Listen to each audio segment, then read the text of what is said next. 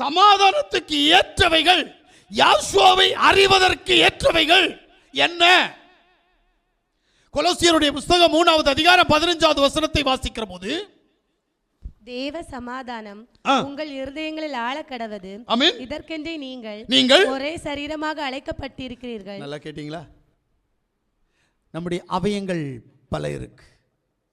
அவயங்கள் பலவாய் இருந்த நாம் இன்றைக்கு சபையாகிய ஒரே சரீரமாக கூடி வந்திருப்பதற்கு காரணம் தேவ சமாதானம் உங்களில் பெருக, யோசுவா மேசியா உங்களில் நிலைத்து நிற்க, யோசுவா மேசியா உங்களில் கிரியை செய்ய. உங்களுக்கு இருக்கிற பிரச்சனைகள், லூக்காவுடைய புத்தகம் 19வது அதிகாரம் 43, 44 ஆகிய வசனங்களில் சொல்லப்பட்ட பிரச்சனைகள் உங்களை விட்டு கடந்து போக வேண்டுமானால் நீங்கள் சமாதானத்திற்குள்ளாக கடந்து போக வேண்டும். எனக்கு தெரிஞ்சு இதுவரைக்கும் சண்டை போட்டவங்க ஒன்றா சேர்ந்ததுனால எந்த ஆசீர்வாதமும் கிடைக்கல. அவன் பாக்கெட்டில் இருக்கிறது வேணா இவன் எடுக்கலாம், இவன் பாக்கெட்டில் இருக்கிறது அவன் எடுக்கலாம். இல்லை இவன் ஒரு பாட்டில் சாராயம் வாங்கி கொடுக்கலாம், இல்லை அவன் ஒரு பாட்டில் சாராயம் வாங்கி கொடுத்துருக்கலாம். இல்லை இவன் ஒரு நேரம் சாப்பாடு வாங்கி கொடுத்துருக்கலாம், அல்லது அவன் ஒரு நேரம் சாப்பாடு வாங்கி கொடுத்துருக்கலாம். இதான் நடக்குமே தவிர யாவுடைய ஆசீர்வாதத்தை சுதந்திரித்துக் கொள்ள முடியாது. ஆனால் இந்த சமாதானம் பரலோகத்திலிருந்து அவருடைய ஆசீர்வாதங்களை உனக்கு கொண்டு வரும். இந்த சமாதானத்தை நீ அறியவில்லை என்று சொன்னால் ஒரு கல்லின் மேல் ஒரு கல் இராதபடிக்கு நம்மை உருகொலைய பண்ணுகிற இந்த சத்துருடைய செயலில் இருந்து இன்றைக்கு தேவன் நம்மை விடுவித்திருக்கிறார். அல்லேலூயா சொல்லலாமே, அல்லேலூயா. ஏன்னா தேவன் நமக்கு தந்திருக்கிற கிருபை ரகசியமாக இருந்த சமாதானத்தை இன்றைக்கு நமக்கு அவர் வெளிப்படுத்தி இருக்கிறார். அல்லேலூயா. எபேசியருடைய புத்தகம் 2வது அதிகாரம் 14 16 வரைக்கும் நான் வாசிக்கிற போது, எப்படி எனில் அவரை நம்முடைய சமாதான காரணராகி இரு திறத்தாரையும் ஒன்றாக்கி பகையாக நின்ற பிரிவினையாகிய நடுசுவரை தகர்த்து சட்ட திட்டங்களாகிய நியாய பிரமாணத்தை தம்முடைய மாம்சத்தினாலே ஒழித்து இரு திறத்தாரையும் தமக்குள்ளாக ஒரே புதிய மனுஷனாக சிருஷ்டித்து இப்படி சமாதானம் பண்ணி பகையை சிலுவையினால் கொன்று அதனாலே இரு திறத்தாரையும் ஒரே சரீரமாக தேவனுக்கு ஒப்புரவாக்கினார். இது எவ்வளவு பெரிய ரகசியம் தெரியுமா? நடுவில் பிரிச்சுக்கிட்டு இருந்த சோத்தை எடுத்துக்கிட்டார். எப்படி எடுத்தார் தெரியுமா? அவர் இரத்தம் சிந்தினதுனால, அவருடைய இரத்தத்தின் வல்லமையினால நடுச்சுவர் தகர்க்கப்பட்டது. வேதம் சொல்லும்போது சொல்றார், ஒரே புதிய மனுஷனை சிருஷ்டித்து இப்படி சமாதானம் பண்ணி இரு திறத்தாரையும் ஒரே சரீரமாக தேவனுக்கு ஒப்புரவாக்கினார் என்று சொல்லப்படுகிறது அல்லவா? அந்த 3 வசனத்திலும் இந்த 3 விஷயத்திலும் இருக்கக்கூடிய சம்பவம் என்ன அப்படின்னா, ஒன்றாவது பிரகாரத்தையும் பரிசுத்த ஸ்தலத்தையும் மகா பரிசுத்த ஸ்தலத்தையும் பிரித்து கொண்டிருந்த திரைச்சீலை ஆகிய சுவத்தை எடுத்தார். இரண்டாவதாக இஸ்ரவேலர் புறஜாதி என்கின்ற இந்த அடிமைத்தனத்தை பிரித்தார். இன்னைக்கு நீ நான் அடிமை இல்லை, புறஜாதி இல்லை, தெரியுமா? புரியல? இன்னைக்கு உன்னை பார்த்தும் என்னை பார்த்தும் தேவன் நாய்க்குட்டின்னு சொல்ல மாட்டார். ஏன்னா ஒலிவோ மரத்திலிருந்து தரிக்கப்பட்ட கிளை நாசமாய் கீழே விழுந்தது. காட்டொலிவோ மரமாகிய உன்னையும், காட்டொலிவோ மரத்திலிருந்து வெட்டி எடுக்கப்பட்ட கிளையாகிய உன்னையும் என்னையும் ஒலிவோ மரத்தோடு இணைத்தார். இப்ப நீ நான் யார் தெரியுமா? காட்டொலிவோ மரம் இல்ல, ஒலிவோ கிளை. ஆனா ஒரு சந்தர்ப்பத்தை வச்சுட்டார், உள்ள ஆப்பு வச்சிருக்கிறார், சும்மா இல்லை. எப்ப ஒலிவோ கிளைக்கு அவிசுவாசம் வந்து தகர்த்து போட்டனோ, அதுபோல காட்டொலிவோ மரம் எப்ப விசுவாசத்தை இழக்குதோ அப்ப ஒலிவோ மரத்திலிருந்து தரிச்சு கீழே போட்டுருவேன். எப்படி புரிஞ்சிச்சா? விசுவாசத்தினால்தான் உன்னையும் என்னையும் ஒலிவோ மரத்தில் கொண்டு போய் இணைத்தார். உன்னுடைய விசுவாசம் எப்ப குறையுதோ, உன்னுடைய விசுவாசத்தில் குறைய போது தேவன் காண்கிறாரோ அப்போது உன்னை கோடாரி கொண்டு வெட்டி எடுத்து உன்னை தூக்கி எறிவார். எங்க? அக்கினியில. சும்மா இல்லை. ஒரு சந்தர்ப்பத்தை தந்தார் அப்படின்னு சொன்னால், ஒரு தடவை நம்மை ரட்சித்தார், ஒரு தடவை நமக்கு விடுதலை தந்தார் அப்படின்னு சொன்னால், அந்த விடுதலைக்குள்ள அதிகமாய் உறுதியாக இருக்கணுமே தவிர இன்னும் தருவார், இன்னும் தருவார். அவர் தந்து கொண்டே இருப்பார். நான் நினைக்கிறேன் அவர் என்ன விளையாட்டுற பொம்மையா அவனுக்கு? சும்மா உனக்கு தந்துகிட்டு இருக்கிறது. நீ என்ன அவருக்கு யாரு? இல்லை நான் யார் அவருக்கு? ஈவாய் கிருபையாய் என்னை அவருடைய இரத்தத்தை சிந்தி என்னை சம்பாதித்துக் கொண்டார். இப்ப நான் அவருடைய இரத்தத்துக்கு உண்மையா இருக்கணும். நான் எந்த கிரயமும் கொடுக்கல, எதையும் கொடுக்காமல் அவர் கிரயம் கொடுத்து என்னை மீட்டுக் கொண்டார். நான் நன்றிக்கடன் உள்ளவராக இல்லை என்று சொன்னால் கொடுத்த இரத்தத்தை திருப்பி எடுத்துருவார்.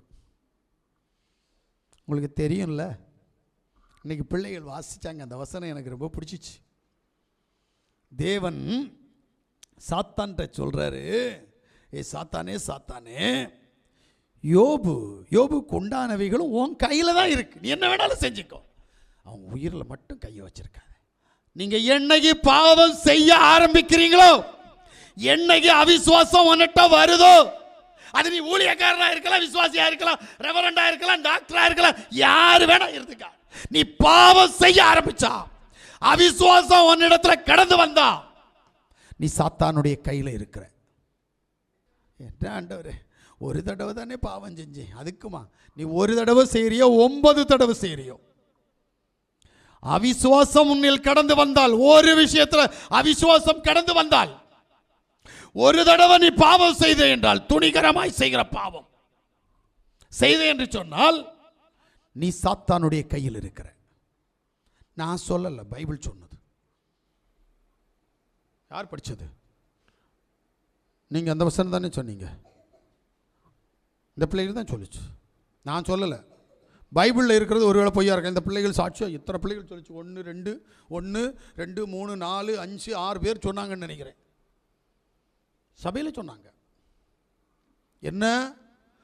பாவம் செய்தபடியினால் யோபு சாத்தானுடைய கையில் இருந்தான் என்று சொன்னால், அவ்வளவு வல்லமையான சகோதரன். நீயும் நானும் எப்படி யார் கையில் இருக்கிற? அதனால்தான் பிசாசு வந்து உட்கார்ந்து இருக்கிறான். பிசாசு இன்னைக்கு உன்கிட்ட வேலை செய்யறதுக்கு மூல காரணம் நீ செய்த பாவம், நீ செய்த அக்கிரமம், நீ செய்த மீறுதல், நீ செய்த அவிசுவாசம். வார்த்தையில் இன்னைக்கு விசுவாசம் இல்லை தெரியுமா உனக்கு? உள்ள வார நேரம் எப்படி வந்து தெரியுமா? ஆண்டவரே என்னை விடுவித்தா போதும் அப்பா, ஆண்டவரே எனக்கு ஜீவன் கொடுத்தா போதும் ஆண்டவரே, எனக்கு வேலை கொடுத்தா போதும் ஆண்டவரே, ஏசோ பலவீனா போனா போதும் ஆண்டவரே. அப்படித்தானே வந்து கிடைச்ச பிறகு உனக்கு உதாசீனம் இல்லை, வைப்பாரு பாரு, அப்ப தெரியும் உனக்கு. இப்ப புரியாது. அவர் வைக்க ஆரம்பிச்சிட்டார் அப்படின்னா, சாத்தான் கையில கொடுத்துட்டார் அப்படின்னா உன்னால தப்பிக்க முடியாது. அதுக்கப்புறம் யோபு போல விசுவாசம் வருமா? வருமா? வந்தா நல்லது. வருமா? இதுவரைக்கும் வரலையே. எந்த உபத்திரவத்தில் யாருக்கு விசுவாசம் வந்துச்சு? பாஸ்டர் ஜெபம் பண்ணுவீங்களா? அவருக்கு பசிச்சா அவர் சாப்பிடுவார். உனக்கு பசிக்குது, நீ சாப்பிடுவியா? தேவன் அதைத்தான் எதிர்பார்க்கிறார். நீ ஜெபிக்கணும், நீ உபவாசிக்கணும், நீ வேதத்தை தியானிக்கணும், நீ தேவனோடு கூட இருக்கணும். முடியுமா? உபத்திரவப்பட்ட போது யோபுவுக்கு தெரிஞ்சிச்சு. ஆமென். உங்களுக்கு தெரியுமா, ஒருத்தனை தூக்கி கடல்ல போட்டாங்களே, ஒரு பெரிய மாவீரன், தேவனுடைய வாய் என்று சொல்லப்பட்டவன். ஆண்டவரே நீர் நல்லவர், நீர் வல்லவர், நீர் பெரிய மகாராஜா, உலகத்தை சிருஷ்டித்தவர், ஆனால் எல்லா இடத்துலையும் உம்ம வேலை நடக்காது ஆண்டவரே. நீர் சொன்னபடி நான் போய் நினிவேட்ட சொன்னா, நினிவேக்காரன் என்ன செய்வான் தெரியுமா? என்னை கழுத்தை வெட்டி, காலை வெட்டி, கையை வெட்டி கடல்ல போடுவான். அதனால நான் நினிவேக்கு போக மாட்டேன் ஆண்டவரே. நினிவேக்கு போகணும்னா டிக்கெட் வேண்டாம், தர்சீசுக்கு போகணும்னா செலவு பண்ணணும்.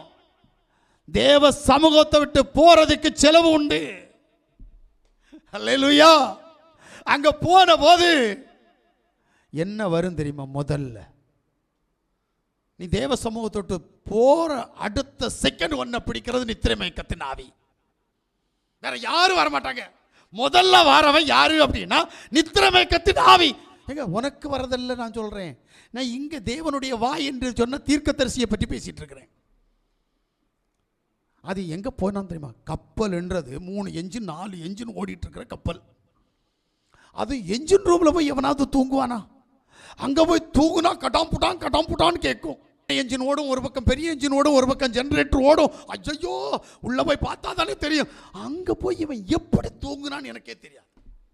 நான் யோசிக்கிறேன், நித்திரை மயக்கத்தின் ஆவி அவரை எப்படி பிடிச்சதோ அதுபோல் இங்கு அநேகரை நித்திரை மயக்கத்தின் ஆவி பிடிக்கிறது. தேவ சமூகத்தை விட்டு தூரம் போவதற்கு. அல்லேலூயா. ஏன்னா சமாதானத்தின் தேவன் இங்க வேலை செய்யல. இங்க உபத்திரவம் 43 44 வாசித்தோம்ல. இங்க உபத்திரவம், இங்க பிரச்சனை, இங்க போராட்டம். ஏன்? தேவ சமூகத்தை விட்டு தூரம் போனதுனால. கண்கள் ஆவிக்குரிய காரியங்களை பார்க்காததுனால, இருதயம் ஆவிக்குரிய காரியங்களை விசுவாசிக்காததுனால. சும்மா இல்ல. சரி, தூங்கிட்டார், தேவன் விட்டுட்டாரா? நீங்க நினைக்கலாம், நித்திரை மயக்கத்தின் ஆவியிலிருந்து நான் டைரக்டாவே தப்பிடுவேன். சத்தியத்தை நீ அறிய அறிய அறிய அறிய அவர் சொல்றதான் நீ கேட்கணுமே தவிர நீ சொல்லுகிற எந்த விஷயத்தையும் அவர் கேட்க மாட்டார். இது வேதம், இதுதான் சத்தியம். உனக்கு புரியல, என்ன பண்றது? வந்த நேரம் கேட்டார்ல, அதனால இன்னும் கேட்பார், இன்னும் கேட்பார். ஏன்னா அன்னைக்கு நீ குழந்தை போல் இருந்தபோது குழந்தையுடைய கிரியைகள் உன்னிடத்தில் இருந்தது. ஆனபடியால் அவர் குழந்தையாக பார்த்தார். நீ வளர்ந்தாய், வாலிபன் ஆனாய், உன்னிடத்தில் வாலிபத்துக்குரிய கிரியைகளை அவர் தேடுகிறார். நீ வாலிபன் ஆன பின்பு நீ சொல்வதல்ல, அவர் சொல்வதை கேட்கணும். அதுக்கு பிறகு வயது முதிர்ந்தவன் ஆகிறாய். கண்ணாடியில் நிழலாட்டமாய் நேருக்கு நேர் உன்னை நீ சந்திக்கணும். தெரியுமா? உனக்கு புரியல, என்ன பண்றது? இன்னும் நான் குழந்தை. ஆண்டவர் சொன்னார், உடனே வசனத்தை எடுத்துவாங்க. ஆண்டவர் சொன்னார், யாசுவா, சிறு பிள்ளைகளைப் போல் மாறாவிட்டால் விண்ணரசில் நுழைய முடியாது. ஆனபடியினால் நான் குழந்தையாக இருக்கிறேன். நல்லது, குழந்தையுடைய சுவாபம் இல்லை உன்னிட்ட வரட்டும். குழந்தையா நடிக்காத. ஏன்னா நடித்தவன் எல்லாம் விழுந்து செத்தான், தெரியுமா? வேஷம் போட்டவன் அத்தனை பேரும் வேதத்தில் செத்தான். நீ வேஷம் போட ஆரம்பிச்சிருக்கிறேன்னா குழந்தையா? நினப்பு கொஞ்சம் பேருக்கு பிழப்பு கெடுக்கும். தேவன் உனக்கு விட்டு தர மாட்டார். தேவன்கிட்ட விளையாடாத. யார்கிட்ட வேணாலும் விளையாடு. நாசியில சோசமுள்ள எந்த மனுஷன்ட்ட வேணாலும், யார் வேணாலும் விளையாடு. ஆனா தேவன்கிட்ட மட்டும் விளையாடாத. விளையாடுன சும்மா இருக்க மாட்டார். உனக்கு தொடங்கிடுச்சு கஷ்டம், உனக்கு தொடங்கிடுச்சு போராட்டம், உனக்கு தொடங்கிடுச்சு விபரீதங்கள். இதுல இருந்து வெளியே வரணும்னா தேவன் சொல்றார், என்ன? மீனுக்கு வயிற்றுக்கு போ. மீனுக்கு வயிற்றுக்கு போனா, இன்னைக்கு தான் ஒரு சம்பவம் பார்த்தேன் நான். என்ன அப்படின்னா, குளிக்க போன இடத்துல ஒரு பல்லி இருந்துச்சு. பல்லி என்ன செஞ்சேன்னா அடிச்சேன். அது அடிபட்டு என் பக்கெட் தண்ணியில் விழுந்துருச்சு. அந்த பல்லி நல்லா மேலே வர்றது பார்க்குது. நான் தட்டி தட்டி விட்டேன். உள்ள போய் உட்கார்ந்து நான் செத்துட்டேன்னு நினைச்சேன்.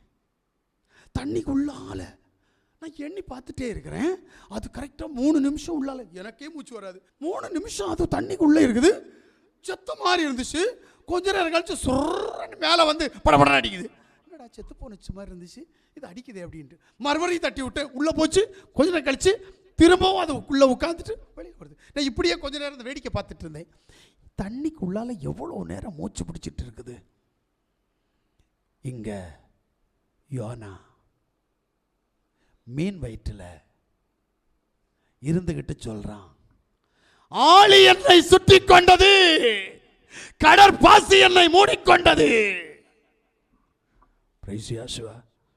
என்ன நடக்கும் தெரியுமா? மூச்சு விடுறதுக்கே கஷ்டம். இப்ப மரணமா, அடுத்த செகண்ட் மரணமா என்கின்ற நிலை அவனுக்கு வந்தது. இங்க எத்தனை பேருக்கு வர இருக்கிறது என்பது எனக்கு தெரியாது. நீங்கள் எத்தனை பேர் இதற்கு தயாராக இருக்கிறீர்கள் என்பது எனக்கு தெரியாது. ஆனால் தேவன் இன்றைக்கு உங்களோடு பேசுகிறார். ஆளி அவனை சுற்றி கொண்டது, கடற்பாசி அவனை மூடிக்கொண்டது. அவன் உயிர் வாழ்வதற்கு திணறிக் கொண்டிருக்கின்ற ஒரு சம்பவம். அல்லேலூயா. இப்போ அவன் சொல்றான், ஆண்டவரே நான் உள்ள இருந்து உம்மை நோக்கி பார்க்கிறேன் அப்பா.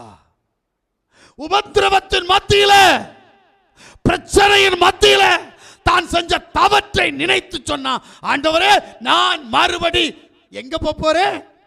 நினிவேவுக்கு போவேன். விழுந்த இடத்துல இருந்து மறுபடி மனம் திரும்புவேன்.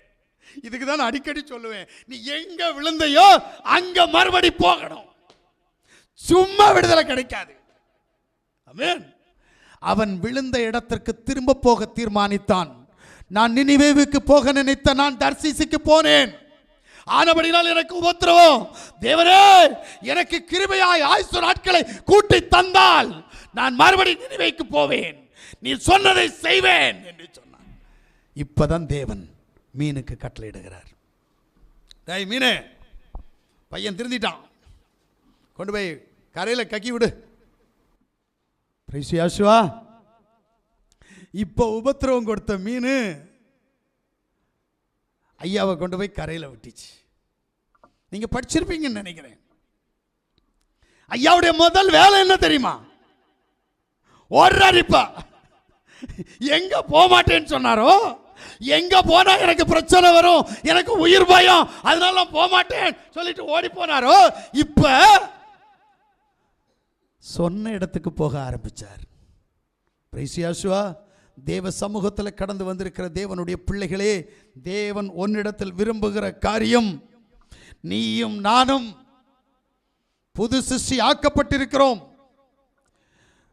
புதிய மனிதனாகிய சிருஷ்டி கர்த்தர், சமாதானத்தின் தேவன் உன்னுடைய இருதயத்தையும் என்னுடைய இருதயத்தையும், உன்னுடைய அவயங்களையும் என்னுடைய இருதயங்களையும், நம் ஒவ்வொருத்தருடைய அவயங்களையும் புதிய சிருஷ்டியாக்க மாற்ற அவர் விரும்புகிறார்.